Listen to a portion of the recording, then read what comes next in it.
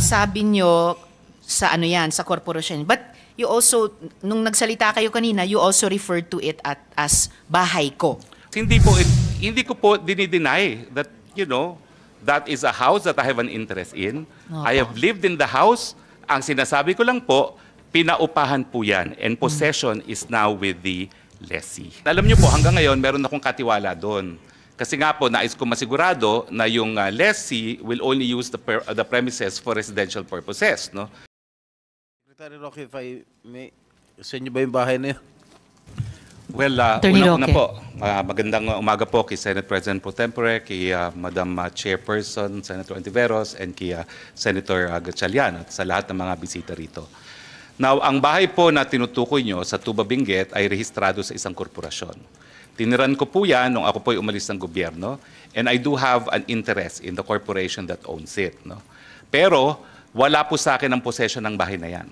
Dahil as of January of 2024, yan po ay pinaupahan ng korporasyon, at ang umuupa po ay isang Wang Yun na isang Chinese national na siya po ay pumirma sa contract of lease ay require siya na magpakita ng alien certificate of registration at lumalabas po na siya ay holder ng isang 9G working visa, meaning she has a right to be in the Philippines.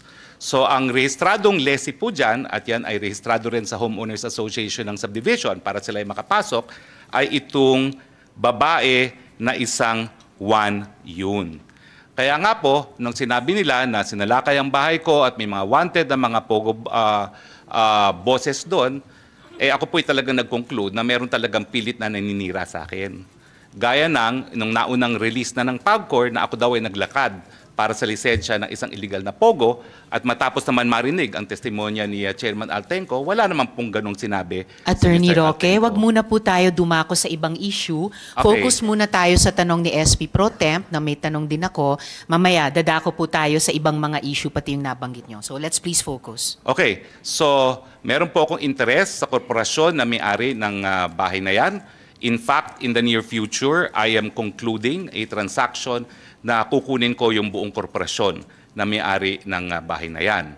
Now, pero ang ina-emphasize ko po, regardless of the ownership, there is a contract of lease which is duly notarized and which I will submit before this honorable body, which means na ang possession po dyan is in the hands of Ms. Wang Yu, who is a legal resident of the Philippines with an alien certificate of registration and in possession of a 9G working visa.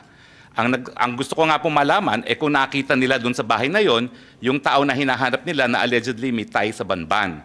Dahil kung di naman po ako nagkakamali, again, as part of due diligence, yung isang lalaking nahuli dyan is the partner of of the lessee, no?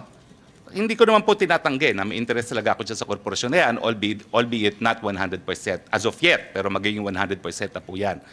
Now, yun nga po, yung lalaki, ang alam ko, is the partner of Wang Yun, and alam nyo po, hanggang ngayon, meron akong katiwala doon. Kasi nga po, nais ko masigurado na yung lessee will only use the premises for residential purposes. No? Dahil nung ako po ay nasa gobyerno pa, may mga nagrereklamo sa mga villages gaya ng Multinational Village na ginagawang pogo at 70 people at a time ang nasa residential homes. So nagtalaga pa ako ng caretaker para masigurado na wala pong ganyan, at ang caretaker's report naman ay talagang hanggang 3 tao lang ang nakatira ron. Ang question po is, yun nga po, kung yung lalaking nahuli ay siyang merong tie sa Banban, at dahil ang alam ko po, nag-due diligence din naman kami kung sino yung lalaking yon, partner yon nung aking lessee, but gentleman of leisure po yun eh. Ang sinasabi nung aking katiwala, hindi naman umaalis ng bahay, golf lang ng golf kasi may golf course po dyan, at nang tinanong namin minsan ano ba ang trabaho niya, sabi niya he is a digital nomad, no? Cryptocurrency. No? So nais ko po makita talaga kung ano yung ebidensya na yung lalaking yon ay involved sa Banban. Dahil kung hindi naman po, talagang meron pong concerted effort na iling ako dito sa mga pogo, no? Na akin namang itinatanggi po. Maraming salamat po.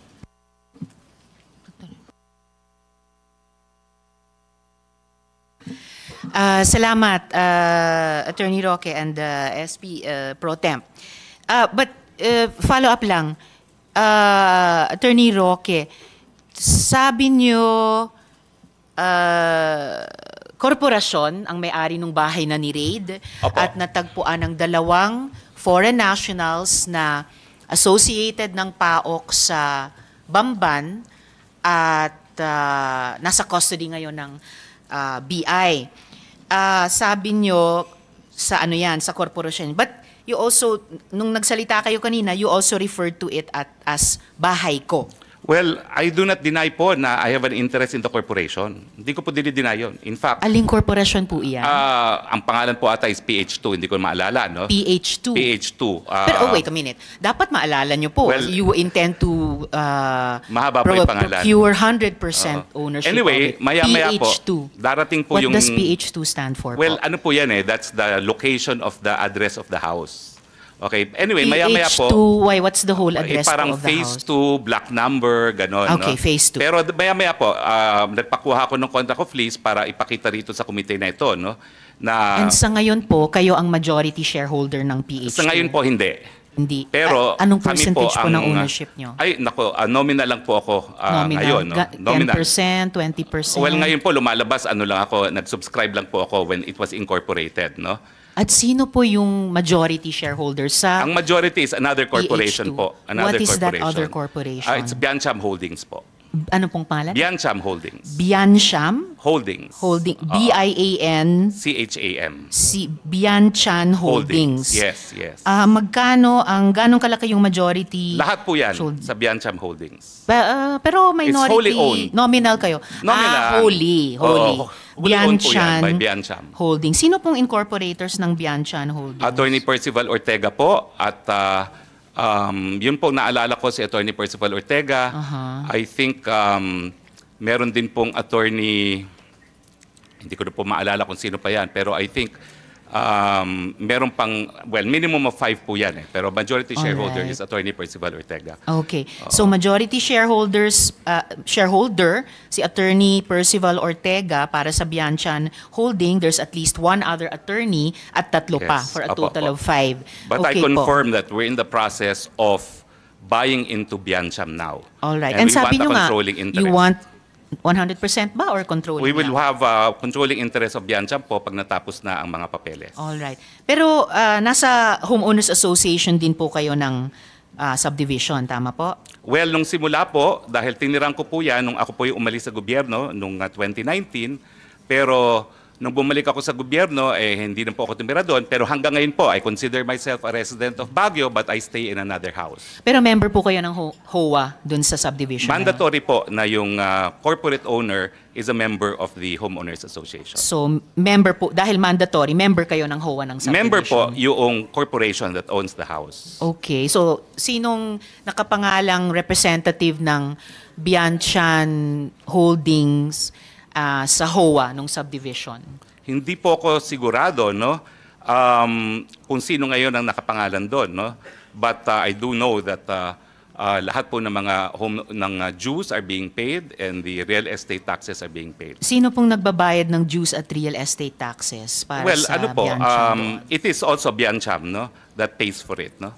But in any case, hindi ko po dinideny that, you know, that is a house that I have an interest in. I have lived in the house. Ang sinasabi ko lang po, pinaupahan po yan and possession is now with the lessee.